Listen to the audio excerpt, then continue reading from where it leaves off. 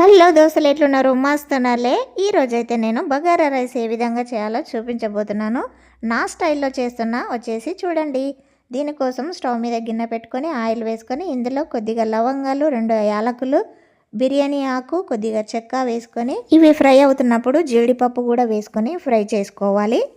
ఇలా ఫ్రై అవుతున్నప్పుడే ముందుగానే కట్ చేసి పెట్టుకున్న పచ్చిమిర్చి, ఉల్లిపాయలు, క్యారెట్ పీసెస్ వేసుకొని ఇవి మెత్తబడేదాకా ఫ్రై అయితే చేసుకోవాలి. స్టవ్ మీడియం ఫ్లేమ్లో పెట్టుకోవాలి. మధ్యలో సాల్ట్ కూడా వేసుకొని కలుపుకోవాలి. ఇలా సాల్ట్ వేయడం వల్ల త్వరగా మగ్గిపోతాయి. ఇప్పుడు కరివేపాకు కూడా వేసుకొని కలుపుకోవాలి.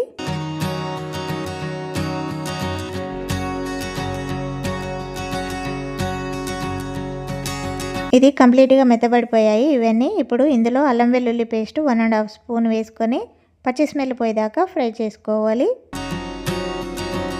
ఇలా ఫ్రై అయినప్పుడు ఒక 2 స్పూన్ల ధనియా పౌడర్ కూడా వేసుకొని కలుపుకోవాలి.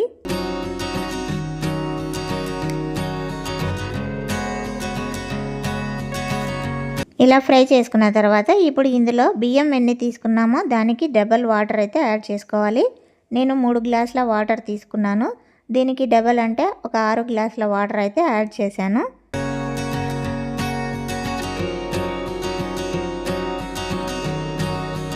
ఇలా వాటర్ పోసుకున్న తర్వాత ఇందులో సాల్ట్ వేసుకోవాలి. సాల్ట్ వేసుకొని ఇదంతా ఒకసారి కలిపిన తర్వాత దీనిపైన మూత పెట్టి వాటర్ బాగా మరిగించాలి.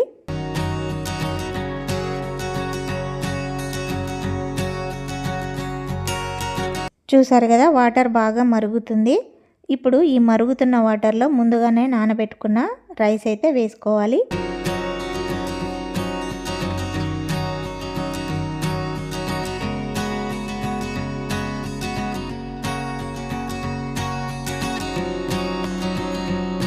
ఇలా రైస్ వేసుకున్న తర్వాత స్పూన్తో ఇప్పుడు అడుగు భాగం దాకా బాగా కలుపుకోవాలి.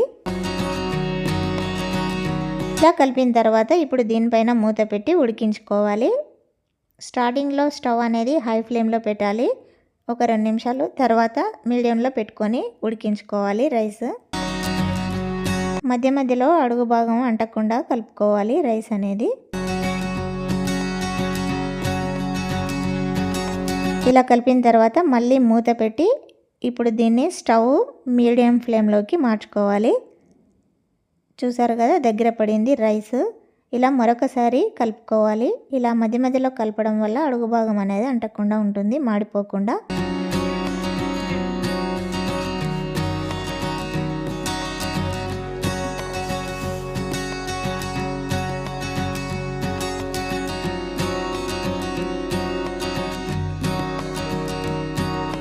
ఇలా కలిపిన తర్వాత రైస్ ఉడికిందో లేదో ఒకసారి చెక్ చేసుకొని ఫైనల్గా దీని మీద కొత్తిమీర వేసుకోవాలి. క్లీన్ చేసి పెట్టుకున్న కొత్తిమీర. ఇది గిన్నెకి మొత్తం స్ప్రెడ్ చేయాలి, ఇలా మొత్తం రైస్కి.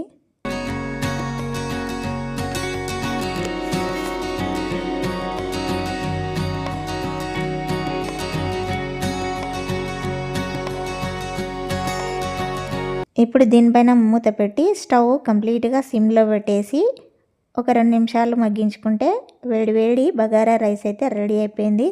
నేనైతే ఇలా చేస్తానండి.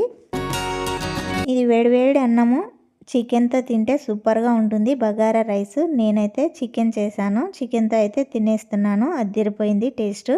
మరి మీరు బగారా రైస్ ఏ విధంగా చేస్తారో కామెంట్ చేయండి. బగారా రైస్ చికెన్ కాంబినేషన్ అయితే అదిరిపోయింది. టేస్ట్ నెక్స్ట్ లెవెల్లో ఉంది. మీలో ఎంతమందికి ఇలా బగారా రైస్ చికెన్ అంటే ఇష్టమో కామెంట్ చేయండి. నా వీడియో నచ్చితే ఒక లైక్ కొట్టి షేర్ చేసి సబ్స్క్రైబ్ చేసుకోండి. నెక్స్ట్ వీడియోలో మళ్ళీ కలుద్దాం. Thank you for watching.